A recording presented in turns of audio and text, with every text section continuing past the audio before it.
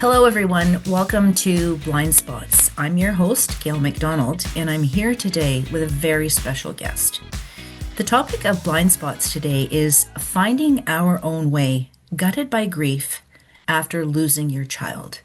And I'm so happy to be here with my very best friend who joined me on our online talk show that we co hosted a couple of years ago now, and we had a really good run of close to 2 years. Susan Sneath has an ongoing habit of bringing visions to life for herself and now for her career coaching clients. Both of us became fast friends and colleagues because we dared to find our own way. Susan and I have been friends for about 15 years. Susan is also an award-winning actress, a cancer survivor, and as I mentioned, co-host of The Change Zone, which was an internet TV show, by the way, found on Bullbrave TV network. And not only that, but she's also climbed the highest mountain in Europe, which, yeah, no small feat, no pun intended. And she's now a grandmother of nine. So I was wondering, Susan, if you were the grandmother of nine after you climbed the mountain. I sure Oh, hope yeah. so, because that's a little risky.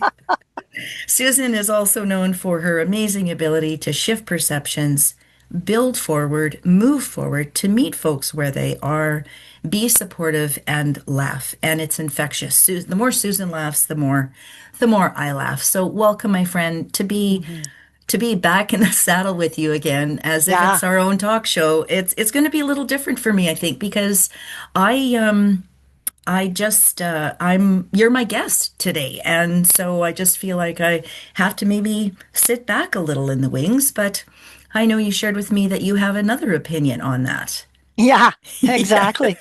Well, one of the things I love about connecting with you, Gail, Mm, is our intention is the same, to welcome folks in whatever place of change, etc., they're in, and then share. mm. And so one of the things we did regularly was you would come forward with one thing, and then I'd go, yes. And then I would say, and yet I don't agree.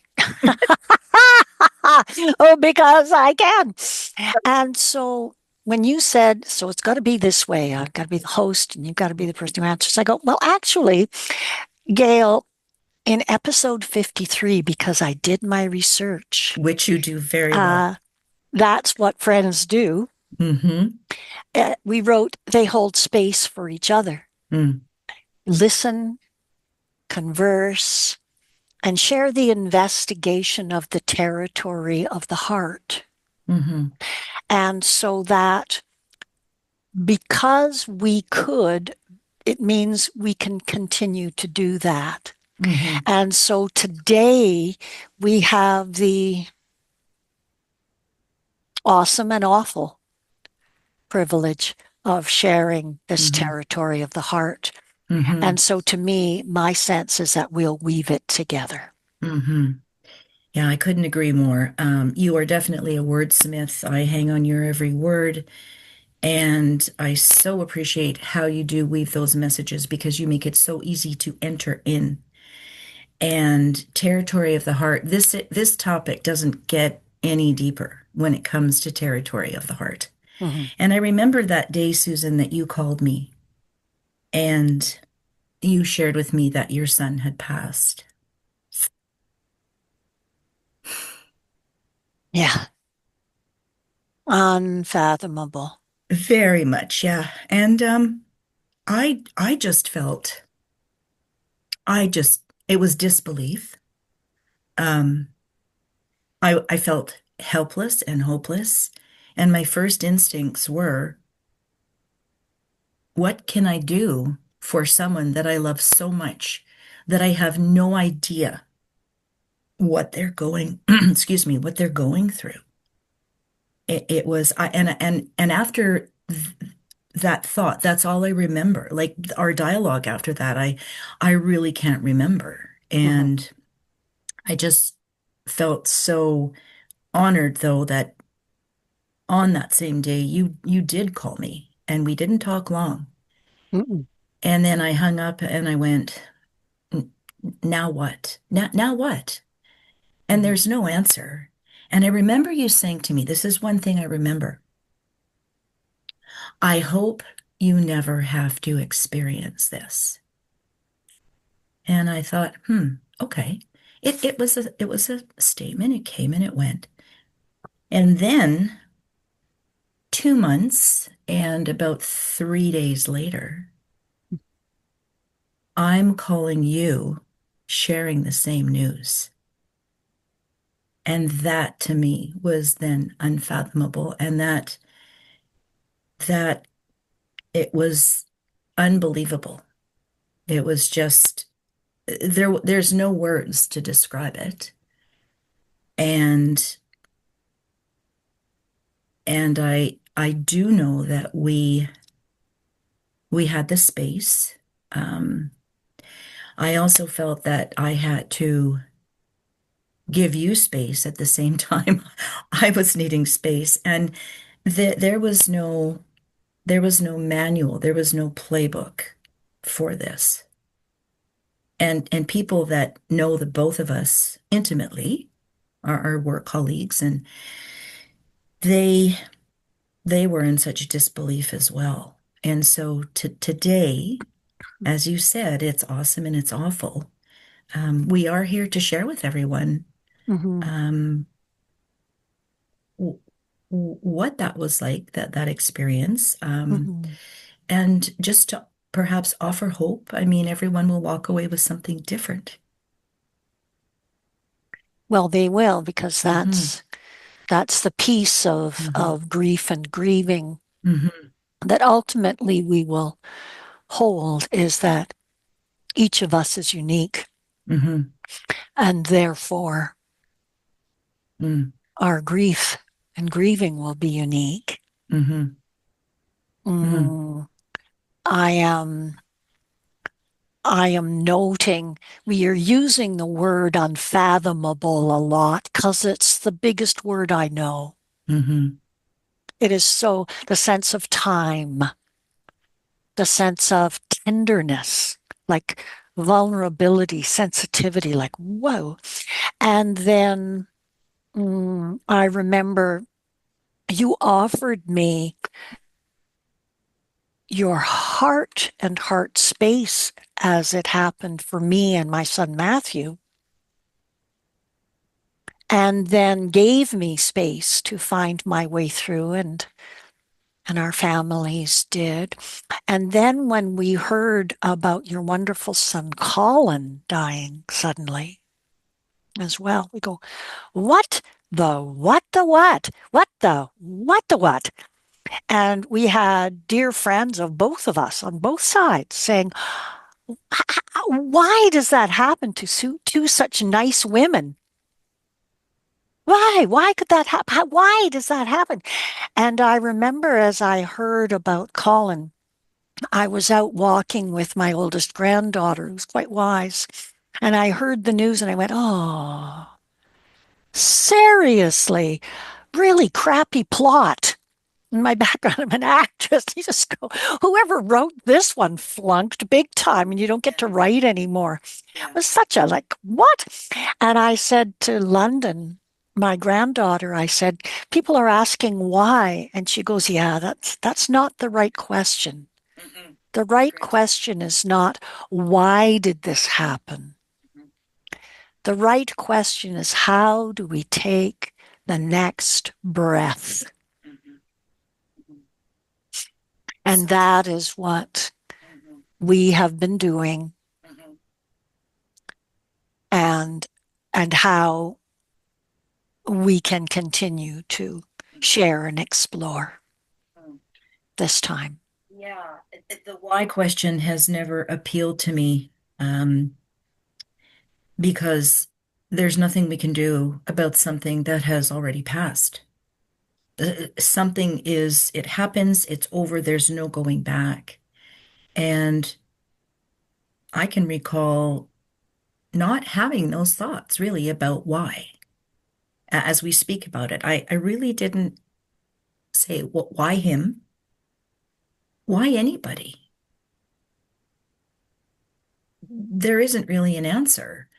And I appreciate what you say about what do we do next? How do we get out of bed in the morning? How do we shower?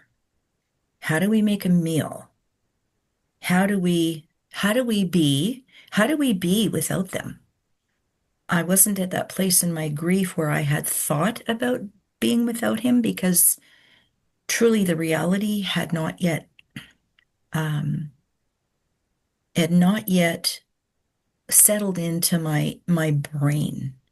The groove of him was still being there. I would look at my phone, I would expect a text. And so it's just I have learned through a few grieving books that that's how it works. And it was foggy is the word that came to mind right now. Oh, yeah. It was very cloudy. It was very misty. Yeah. And it's Seriously. yeah, yeah, exactly. And I still do I'm still in awe about you saying that. And here we are. Um, and that to me has shifted our friendship. And I hesitate to say deeper. It's not about depth. I feel our relationship has depth, but there's a an unexplainable connection and a love and an acceptance, and the space grows larger. We didn't connect every day. Sometimes I don't think we connected for months, Mhm. but the odd time you or I would send a little heart, a little emoji, something. And I think I recall once I said, think of you every day. That was it. Because getting a text message, you're not even reading it. It's like the words just fall off your phone. Mhm. Hmm. Hmm. You know, to me, what was really important, Gail, was we had each other to witness. Mm. I already was a couple of months into this form of deep grieving. Hmm. And I'm just going to say for me, Hmm. the bond I had created with my son was so strong. Like you and I would often joke when we were doing the change zone, we can be doing this, that, and the other thing. But if we get a call from our kids, we just go, "Okay, just a second, I just have to go and check Hmm. that out."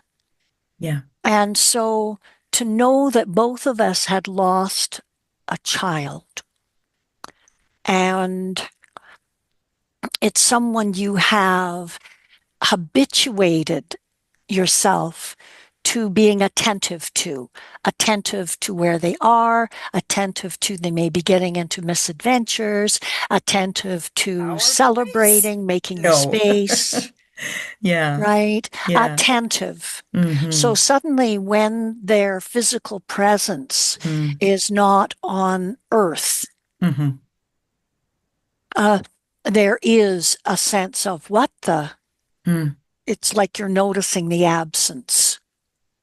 You go, Right. oh, oh, Right. and then where do we find them again? Yeah. Yeah. And to begin to explore that. And so I knew that because and I remember you saying to me at first, I don't know if it's going to be okay for you to, if I visit with you, it may trigger you. And I went, oh, no, no, Hmm. no triggering. Hmm. Seriously. Yeah. I'm in the water. I'm in Mm. the pool. Hmm. I get it. You need to share. You share. You don't need to share. Take care. Hmm. Hmm. Need space.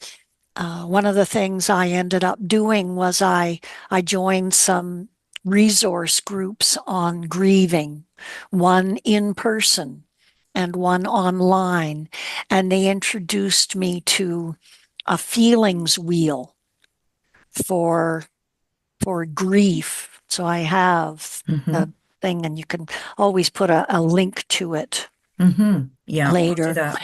And I would write down a small thing. I would check in with myself every day Hmm. and go, where am I today? So I will know what I need. Mm-hmm. Mm-hmm. And then as you would speak, I learned that language a little bit better. And I would go, oh, that's what you may need. And just be the listening person. Mm-hmm. To mostly we want to let the other person know you're not wacko. You may be feeling like, whoa, I'm certainly doing some unusual things, but you're not Mm-hmm. at fault, unhinged. Mm-hmm. Uh, this is a norm as Mm-hmm. as norms go, and it is a norm to be kind of in the dark and yet have the company. Yeah, I love that. That to me is about acceptance. Once I feel that this is the norm and it's about my norm, not anybody else's norm, then I start to accept and make some sense of it. And what's coming to mind for me is that piece that I shared with you in The Grieving Brain by Mary Frances O'Connor Mm-hmm. about resilient grieving versus complicated grieving. Mm-hmm. And you and I had a meeting on this, and we discussed what that means. Mm-hmm. How does it happen? How do we get there? Or if we're already resilient, does it make a difference? And we came to, I think, Susan, a mutual conclusion where we did feel that even though we were gutted beyond belief, that we have found a way to grieve with resilience. And I'm just wondering what you would like to add to that, as to I your love that. thoughts Oh, on I it. love that. Mm-hmm. Okay. So then to me,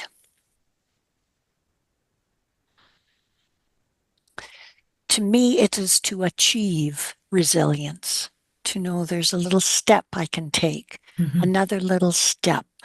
Mm-hmm. Okay. And so then to get there, I know there's a wonderful police officer who I met as my son had died.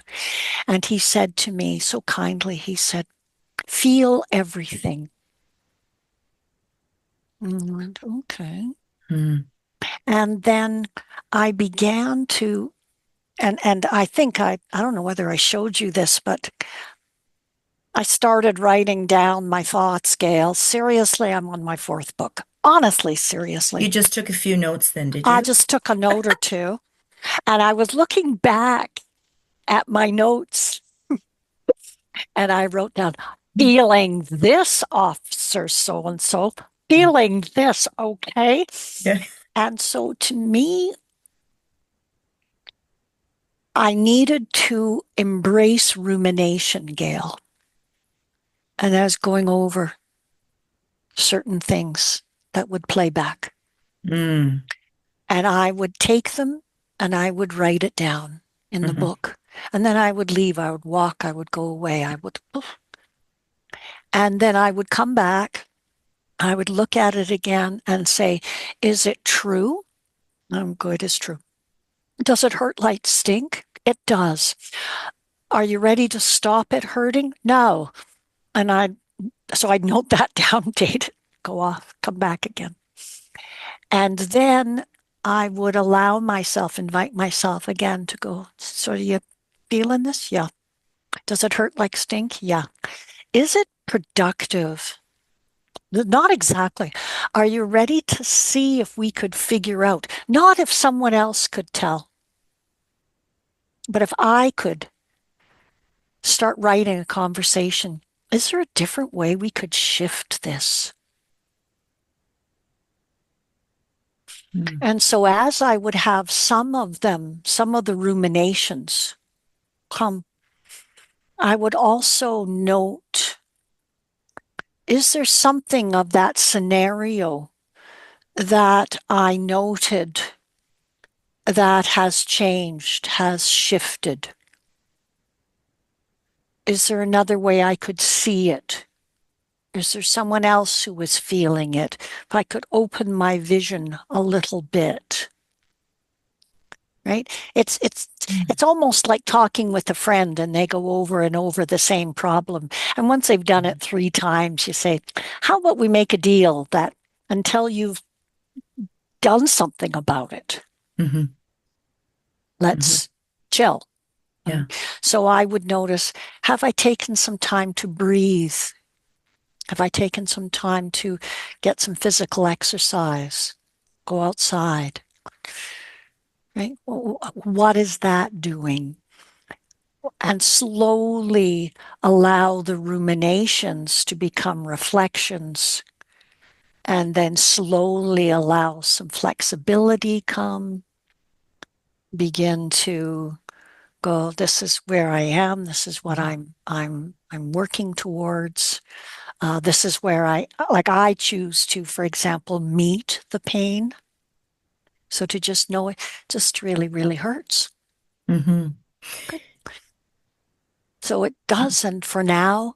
Mm-hmm. See if I can be in the present of it really, really hurting. Mm-hmm. Mm-hmm. And then slowly that will allow something to move and to not know what. Mm-hmm. I see hope not as will it get better.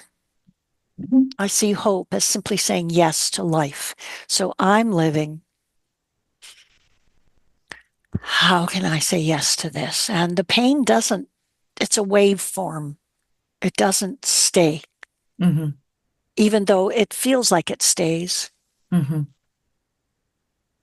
Mm-hmm. I love what you said about ruminating and then reflecting. And then what did you say after that? Do you remember? There was one more thing, but I didn't write it down. I didn't hold on to it. Mm-hmm. But even still, Mm-hmm. that what I get from what you said is Mm-hmm. that, well, there's no way out of feeling it. We're going to feel it. And thank goodness emotions move through us. Mm-hmm.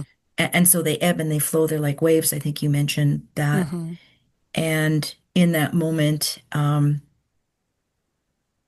it's almost unbearable sometimes. Oh, yeah. But to know that I had a choice and reflecting back now, I did. Some days I just chose to feel miserable. A good friend of Colin's made a playlist of all his favorite music. She sent it to me. Mm-hmm. And I would go for a walk and I would put that playlist on. And there were days when I would walk faster and I felt great. And there were days where I would cry walking down the street because it was unbearable. I could have turned it off, the music. I could have turned it off. I Mm-hmm. didn't. I chose to Mm-hmm. just sit in it. Yes. And a phrase someone shared with me was, there is no way to it but through it. Mm-hmm. And if that's how I have to feel to get through it, then I will do just that. Yeah. And as you have, Susan, you've researched grief. You've read a couple of great books, which we'll share with the viewers before we leave today.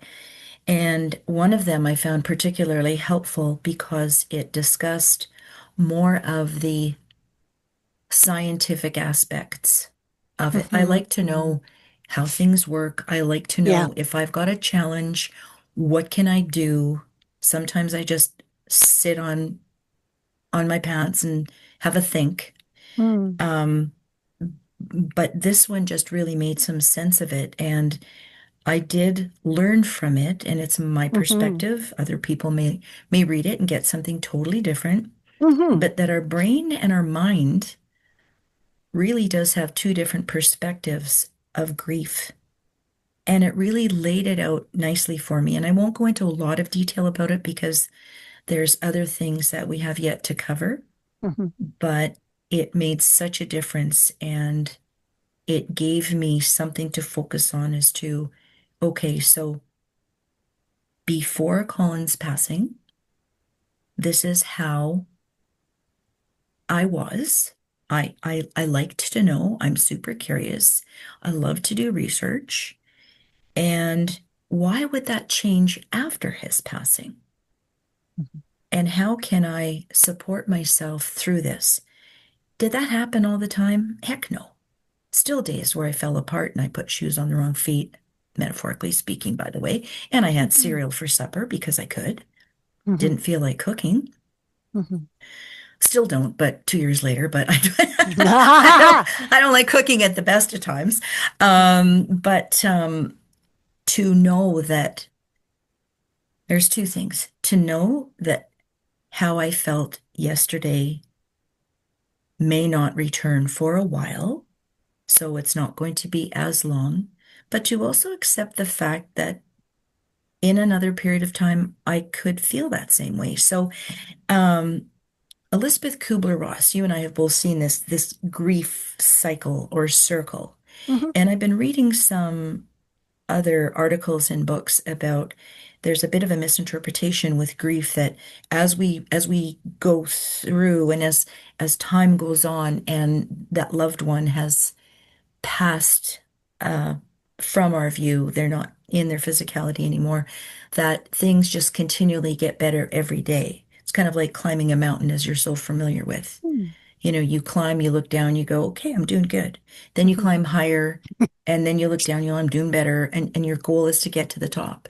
Mhm. To me, there's no top to grieving, there's no end to grieving. It just changes form.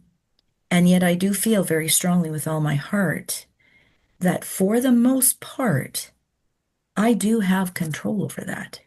And after being 2 long years without Colin, yet sometimes it feels like yesterday, Mhm. um, that I am learning more about grief. And I must say, life is good. I can feel joy and I can feel happiness, and he's not going to mind.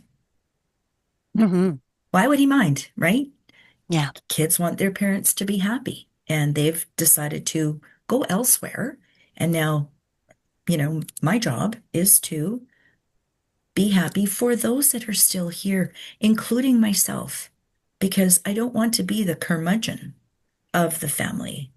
And when our family gets together, we reminisce, we laugh. Sometimes we cry a little bit, but for the most part, I just really want to say our family was really effective at space for each other, understanding we don't all grieve the same way, and just checking in gently. And so I'm very grateful for that.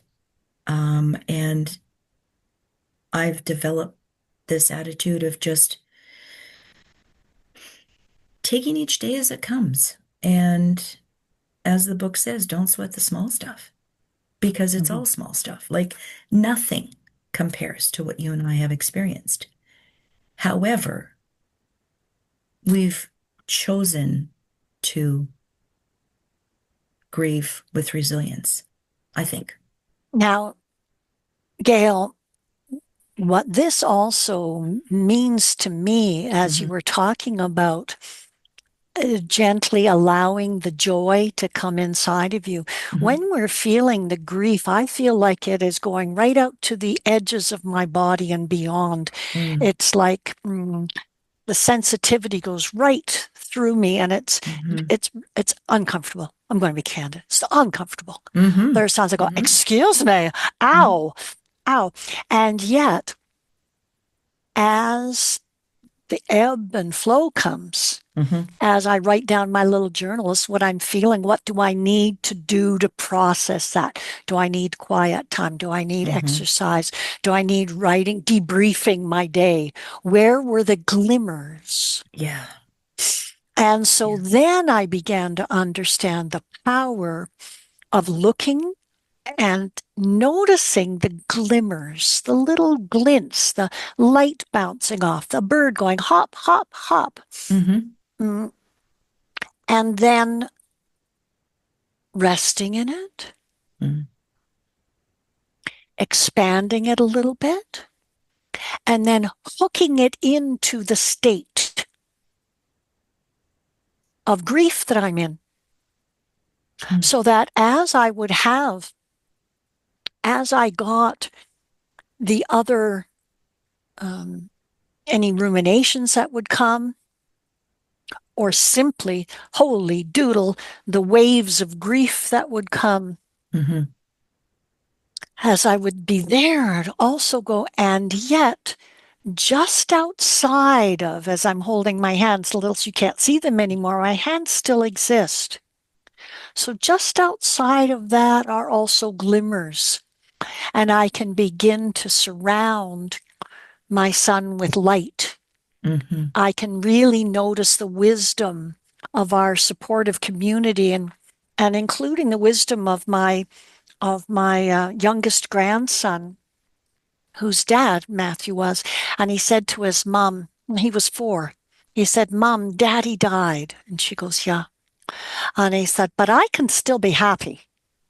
Oh, wow. And you go, "Yeah, you can." And then he went to some play therapy, and the Mm-hmm. therapist said, "How you doing?" And he said, "Mostly happy, a little bit Wow. sad." Mm-hmm. And then I asked him, "What does that look like?" And he said, "Well, the happy's yellow, Mm-hmm. the sad Mm. is blue." Mm-hmm. And he said, "Oh," he calls me Nini. He said, "Oh, Nini." And then there's lots of pink. Huh. That's silly. Lots of silly around there. And as I said to my daughter later, Molly, I said, "This is what we need to honor." Yes, a little one said this, but it was wise. And so let's notice, where can we go safely into the place of grieving? To me, it's like a portal, Mm. and a beautiful blue like we end up wearing today. Talk about matching, honestly. Shocking. And seriously. And then return. Mm-hmm. So to give ourselves that spaciousness. And every day when I write in my journal, goes, "What do you need?" I put first spaciousness. Mm-hmm. I need some space to be able to receive Mm-hmm. what we are doing. Mm-hmm. And I was wanting to ask you a question as we're into this. Then, therefore, what is the difference, Gail, between overcoming and experiencing? Because people will sometimes say, "You got to get over it. Yeah. It's done." Um, So this is mm-hmm. where time marches in. Yeah. Yeah. Experience and overcoming. That's a Mm-hmm. tough one. Initially, I have about 6 things that I've thought of, or multiple things have come up. Do it. Um, by the time I get through the first one, though, the other 5 might be gone. So I'll do my best. It's great. Yeah, but experience is, firstly, I think about, is experience something to be overcome? Like why? Because to me, overcoming is to overcoming. It's a couple of things. It's To me, it sometimes feels like if I overcome something, I will I will forget about it. It's a done deal. Mm-hmm. Um, Colin is not a done deal. Colin is still with me always. Uh, I speak of him in the present tense. Mm-hmm. He's a huge part of our lives. He's just not here. It's not like he never existed. So I'm not even fond of overcoming. And how does that even help me? The experience, like I said, it's not something to overcome, it's something to me to embrace. Mm-hmm. And part of my resilient grieving was embracing the fact that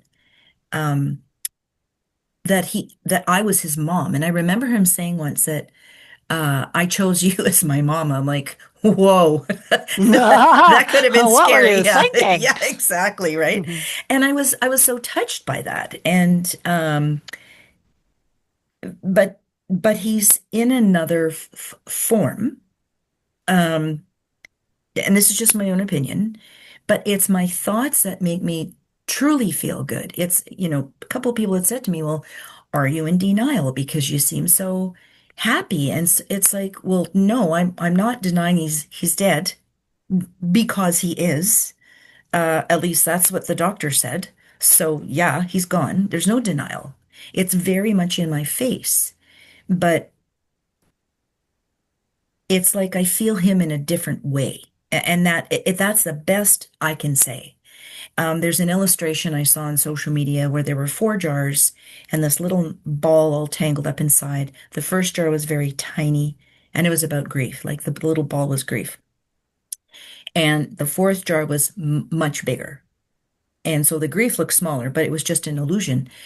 And the line was, our grief doesn't get smaller, we just grow around it.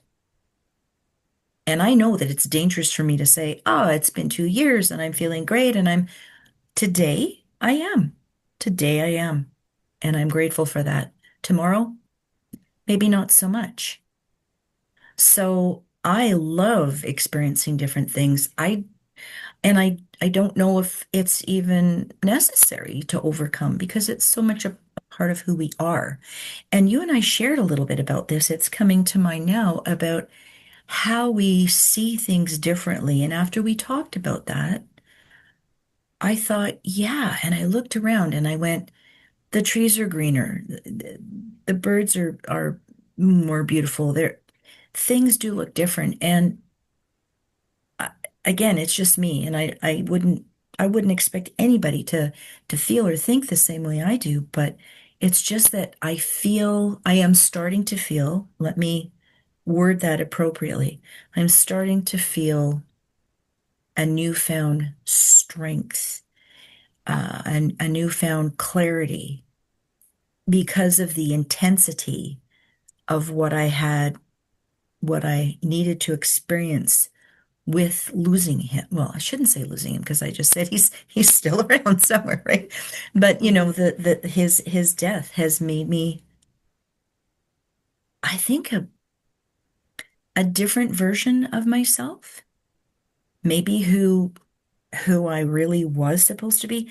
I don't know. It's confusing to me. So I don't know if it sounds confusing to other people, but there really aren't any logical ways to explain it. But I'm starting to feel more intentional, more purposeful, more joyful. And I feel like the waves are a little less intense. And we talked about intensity too. So I think, Susan, Mhm. maybe now it's time to kind of volley that back to you because, the question was, Mhm. does the intensity, that we had talked about, does the intensity ever change? Yeah, I love that question. Mm-hmm. When we met a couple of weeks ago, you asked, does the intensity change? Mm-hmm. Okay. Well, my Mm-hmm. sense is a no. If anything, it gets more, is the bad news. Mm-hmm. Okay. Mm-hmm. However, it is shorter in duration. Okay. So, because I'm feeling more, so my joy is stronger, my peace is stronger, my trust in myself is stronger. I am honestly, seriously, Gail, um, I'm over 70 and I suddenly am an optimist. I Mm-hmm. go, what? I go, I don't know. I've had depression as a companion my whole life. And with doing this work, that's part of why I knew the wisdom Mm-hmm. that my grandson said when he said, my dad died, but I can still be happy. I said, you bring Yeah. that on because Yeah. we bring in the joy. I'm Mm-hmm. feeling it even more. Mm-hmm. So I'm feeling more centered, more still, more Mm-hmm. energetic, and so forth. And I am deeply respectful, which is willingness to look again, Mm-hmm. of grief. Mm. That it comes to me, I use the word unfathomable. Sometimes I've called it like being at an ocean and you're standing on a cliff. Mm-hmm. So you're pretty high up, Mm-hmm. and a whale jumps out of the ocean and you're eyeball to eyeball. You go, that's big. And that is Would be. sometimes Mm-hmm. how my grief will come to me Mm-hmm. as we talk about, I call it Matthew's continuation day, Mm-hmm. birthday, Mm-hmm. family gatherings, Mm-hmm. a time even because I also choose. I love this one question. One of the support groups I was in, it said, here's a question for you. How does my grief need me to see the person who has died? I thought, what? It goes, yeah. How does, not how do you, but Yeah. how does your grief need you to see the person who has died? So then I could go in there and go, all right, I have come up with some ideas and I've found that they're quite productive. However, they also cause me to open into changes in my life and go, sometimes those really hurt. Sometimes it's like mm, breaking out of a shell and you go crack and you go, whoa, it just kind of hurts, but it feels better as I move through it. And so to honor as well, I know my daughter is what I call my canary in the mine. And so Molly will say to me, Mom, such and such a time is coming up. We probably want to book off a few days. I go, oh, oh yeah, oh, okay. And then notice a year in, oh yeah, we had to block off that week and a half. Another year passes. I'm pretty good. And yet a couple of days after that week I set aside, I noticed one day my brain didn't work, Gail, and I just went, whoa. I had an appointment and I had to um, book it because suddenly my brain wouldn't absorb it. So there are times when the brain will shut down. That lovely logical, this is the way it is mind, and to understand it's momentary. This is a time. And for you as well, I know that you've shared that it's different, but we're bigger, so everything's bigger. What do you think about that, Gail? Well, I think that is really quite a robust piece of information you've just shared, and I always appreciate how you do that. Um, well, mostly what I can say is I do agree, and yet there's more, right? Um, Mhm. but what I'm thinking about now, and I'm not certain how relevant this is, Susan, or where the connection comes from. Mhm. But again, we did say that this might be a little bit natural or organic for viewers and for us to not have it so tightly scripted. Mhm. Um, and I'm just wondering about how the, and this is from the Grieving Brain book, Mhm. how the presence of absence. That's what's coming to me right now is, about you talking about Molly and her being your yellow canary to say, hey, we need to do a shift here. And how might you define what that means to you, that presence of absence, because even, I mean, absence is still something. It doesn't Oh, mean yeah. that it's gone, Hmm. but it's just not there now. So Yeah, I liked yeah. where in that book, The Grieving Brain, she talks about how you have a spot in you that goes and tends things and then comes back. So Mm, that's what I had ended up because I only just read the book recently, and that reminds me of where I have come to because I do feel I speak of Matthew in the present tense. mm-hmm, I note I have certain touchstones. So I have a little disc with lots of love written in his handwriting and his mm, name, mm-hmm, Matthew.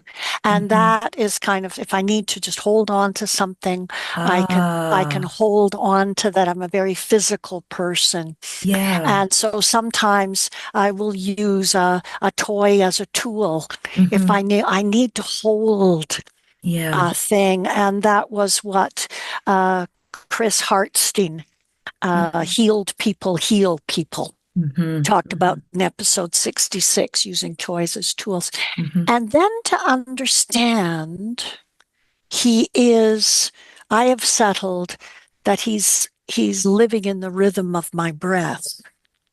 So I Mm. will do certain physical exercises that he taught me. And I'll go, you're here. Ah, yeah. And as I'm breathing, I feel ya. Mm-hmm, Mm, I note that he is. I tend to see him that he is seeing his children grow, mm-hmm, and so I just delight in the playfulness that they express.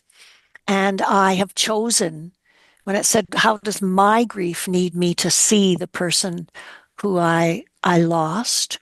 yeah. Then I go, actually, it hurts enough as it is. I'm Yeah. not going to say, I wish he could see this. I'm going, screw that. If I Mm-hmm, get to imagine how he is and he's not coming up through the carpet to say, I'm not, yeah.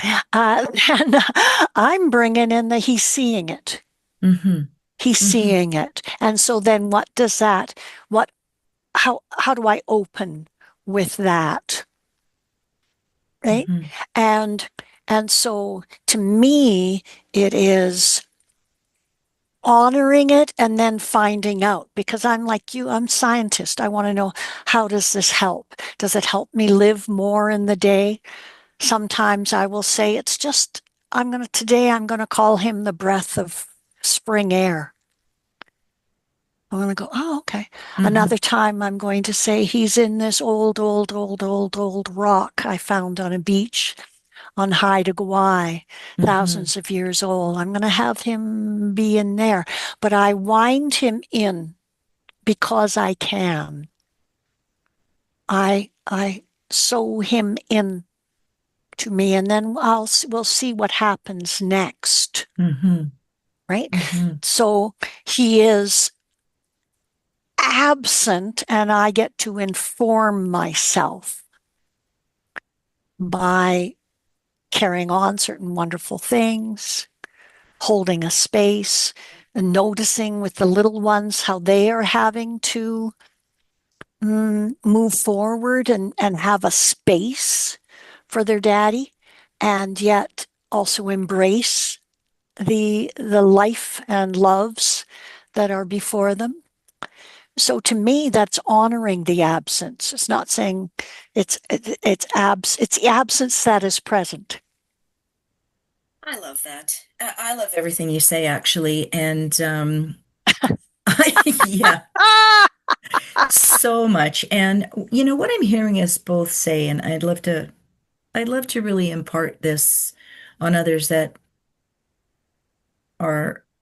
have experienced what we have and are struggling, whether it's been 10 years, a month, or is that even though we understand what each other has gone through,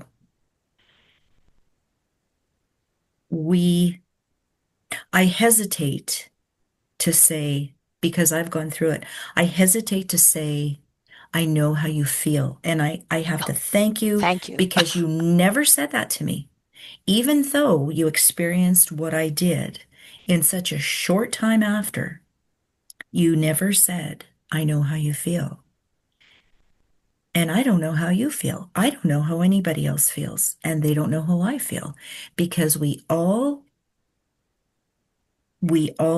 process differently. We adapt differently. We do what we need. We should be doing what we need to do, not what others tell us as to how we should feel or um and I'm very slow to anger. I really don't get angry, which I don't know if there's something I should see a doctor about for that, but anger just doesn't happen with me. But it's like if there was an irritant, it would be, those comments. And nobody really in my life has said anything like, well, you should be feeling better right now, or maybe you should go for a walk, or it's like, no, I want to sit in bed and eat this whole box of cupcakes, but thanks. The best thing you can do right now for me is bring me a cup of tea to wash it all down, pick up the crumbs, and leave me alone. Mhm. Um, and so I think I've kind of lost track of the initial, Well, it's yes, trust, isn't it, Gail? well, 100%. It's trust. Yeah. And oh, I've got it back, and then we'll jump into trust. But it was about it's back to space. We've kind of gone full circle back to space, Mm. but no one knows how we're feeling, even if they've experienced exactly the same thing. Yes, my point, because we all process differently. And so now you've really piqued my interest on the whole trust piece. And I know Mhm. there's something that's going to be a real glimmer that comes out of this, Susan. So what are you saying about trust? Okay. So as we move through the dark, Gail, Mm, as we are faced with unfathomability, mm-hmm, like I have loved deeply in my life. mm-hmm, I have never had this kind of grief before that I can guarantee you it will be a companion with me. mm-hmm. This will, mm, I will never ever say, oh, I'm glad that happened. It's like, excuse me. Yeah. However, I get to learn from it. Mm-hmm. As we take a next step, as I respond to myself, notice where I am, reach out, and other people surround me with the spaciousness of support. Sometimes it's that bag of cupcakes. Sometimes it's just the yeah, yeah. Mm-hmm. So we go there, then we take the next step, and we take the next breath. We begin to realize I am shifting, I am changing, and yet I am building on what I already was before. Oh. Loving. I had the different, we like goals. We like to help people live their dreams, you and I. We've always done that. Mm-hmm. And then we go and and we've always been grateful and all these things. So we go, Mm-hmm. okay. Mm-hmm. So now when everything is thrown up in the air and there's times when it hurts so much and we can be so foggy, we go, I've said to my friends, I said, honestly, pull a thread. I'm unraveling here. I'm just, whew, Yeah. well, it's just Yeah. gonna be gone. You realize, no, you're not. It is, I love that word resilience, Mm-hmm. and suppleness. Oh, that's a good one. Mm-hmm. Right? There is, mm, and the fact that it will, the idea is that it will continue. Mm-hmm. And so strength is sometimes, and vulnerability is sometimes. Mm. And this is what we're learning to trust. Ah. And then other people can trust when we come silently to them, Mm-hmm. or when we walk with a friend and laugh till we cry, Yeah. and cry till we laugh, and know Mm-hmm. that's what was important at that moment. Mm-hmm. Mm-hmm. It's not transactional. It's not, and so this equals that. No, Mm-hmm. we just explore unfathomability Mm-hmm. of love and loss Mm-hmm. and understand that something we can't touch affects us deeply. Mm-hmm. That time has a part in that, and time doesn't really mean it will go away. Yeah. It will mean some of the early part will lessen. Yeah. However, it'll still come back with great force. And that's the art of life. I love that. And it's the art of grief. Mm. And I do perceive, again, just my own opinion, that grieving can be perceived as a skill. We grieve many things other than death in life as well. Mm-hmm. And there is a way to do it effectively. But I think what's important to remember is that there's going to be insurmountable pain, unfathomable pain, and it's all part of the process. And it's just different. Life is different. That's it. And to accept that difference. And I can't recall, Susan, if we had an episode that was about being okay with not being okay. We did, yeah. Mm-hmm. Yeah. So initially, I was learning how to be okay with not being okay. I'm not okay that Colin has like that's not No, okay. no. And yet, and I don't know this, might I at one point be okay, but what am I going to be okay about? I'm going to be okay with how I've learned to live with him in a different form. Mm-hmm. Because as I said earlier, I believe he's never far away. And there's one story I'd like to share. I've shared this with you. I'd like to share this with our listeners. A dear sweet friend of Colin's moved across the pond to England, and she was getting used to her new area. And she sent me, this is still, I can't believe it. And maybe it's just me, but I think, well, if this makes me feel good, then I'm sticking with it, right? But she sends me this greeting card, and it was a little cartoon caterpillar. And on the top, it said, no Colin, and it was spelled properly with one L. Underneath the little caterpillar, it said, no party. No Colin, no party. No big deal, except she found it on the day of his brother's birthday. And I went, well, okay. Like that, if that's not something concrete, and you know, the little bugger, he does have a great sense of humor, right? Mm-hmm. But no call and no party. And I went, yeah, you're right, buddy. You're not here. We can't party, but we can, and we do. And party Mm-hmm. could mean just having a barbecue in the backyard or, you know, but it was just the significance of the fact that it was our eldest son's birthday that day. And I don't know, that just that felt like a little bit, I don't even know, is there a word for it? Unfathomable, I guess Mm-hmm. we'll use that one. Mystery. Mystery, absolutely. But you It's, know, oh, sorry, my friend. Go ahead, mm-hmm. please. No, that's Yeah. it. It's just mystery. Mm-hmm. Yeah, it is. It's very mysterious. No answers. And I think that's another thing too that helped me grieve. And I'd love your take on how it was for you is that I stopped asking. Well, I don't think I really ever started, but I wasn't going to get into the trap of asking questions to which there were no answers for, because that to me was futile. Biggest one. Why did this have to happen to him? Why did it have to happen to our family?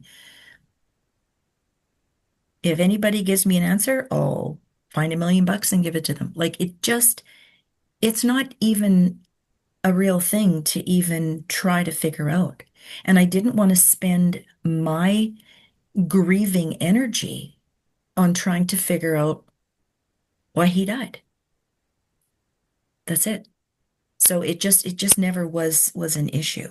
So how were you with the questions to which there are no answers? What was that like for you?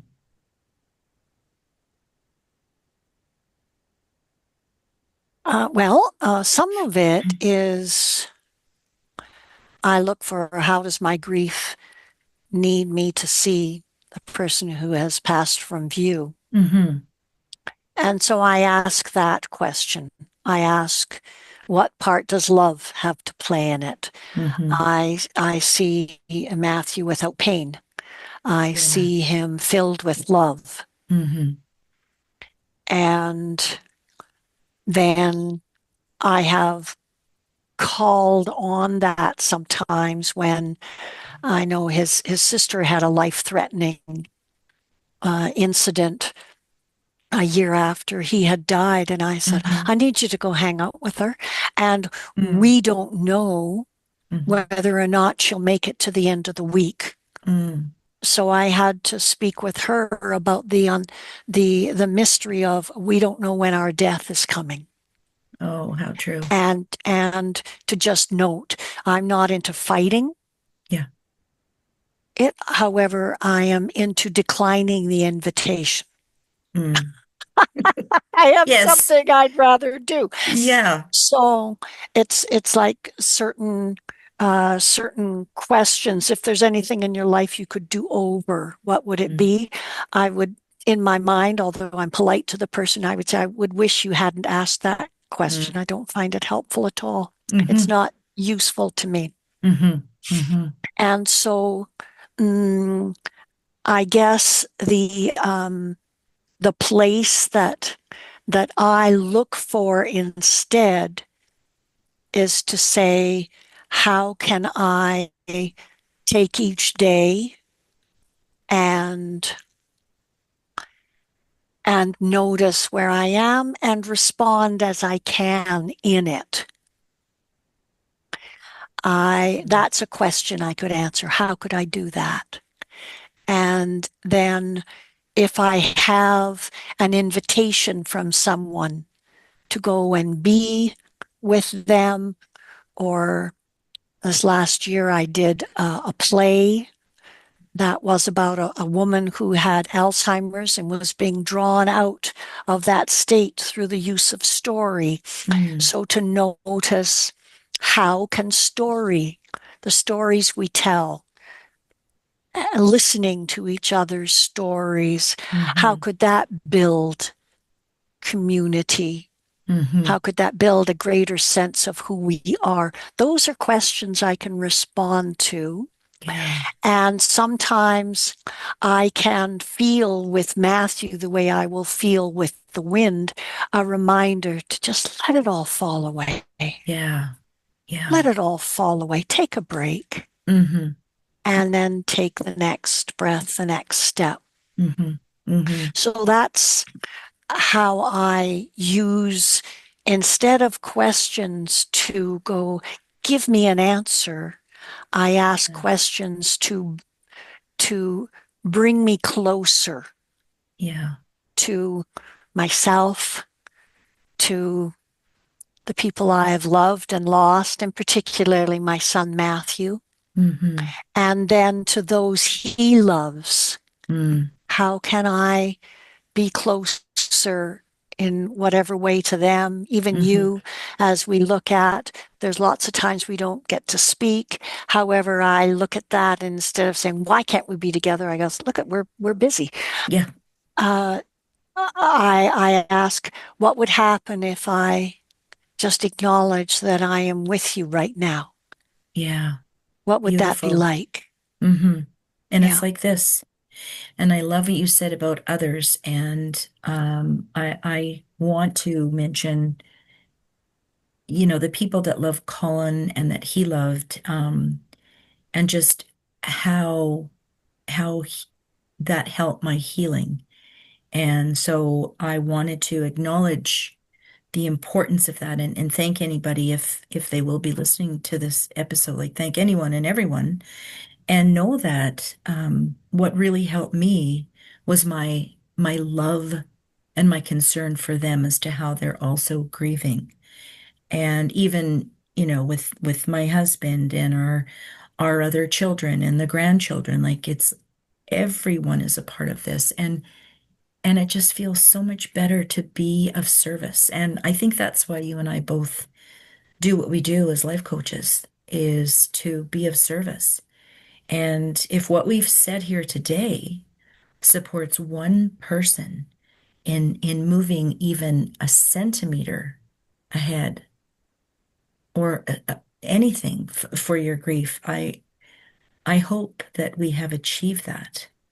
Um, Mhm. and so as we get close to closing, Susan, Mhm. um, there's that phrase that you have, and you say it so eloquently about grief is love that has passed. And I'd like you to finish that part, like say the whole thing, but I love Mhm. hearing you say that.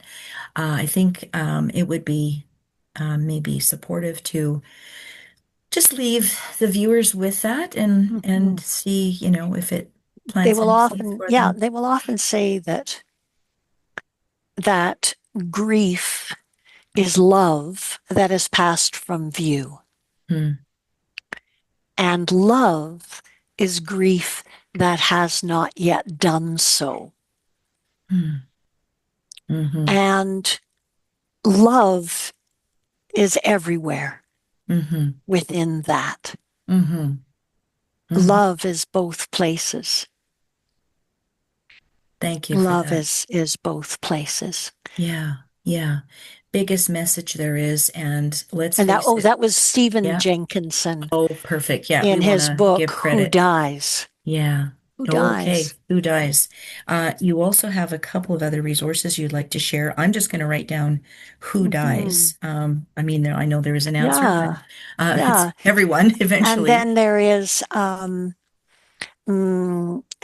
Wolfelt, Mm-hmm. Understanding Your Grief, and he has a number of books out. Mm-hmm. And one of a recent one was 2021. So Mm-hmm. that's after COVID. Mm-hmm. Mm-hmm. Mary Frances O'Connor, The Grieving Brain, Mm-hmm. 2022, again after COVID, Yeah. Yeah. right? Chris Hartstein, Mm-hmm. at the Change Zone, episode 66. Mm-hmm. And she works with nonviolent communication. Mm-hmm. Yeah. And then for people to look into resources such as Canadian Mental Health Association Yeah. and other often palliative care centers Mm-hmm. Mm-hmm. that will have grieving, in-person grieving sessions. Mm-hmm. It's not for everyone.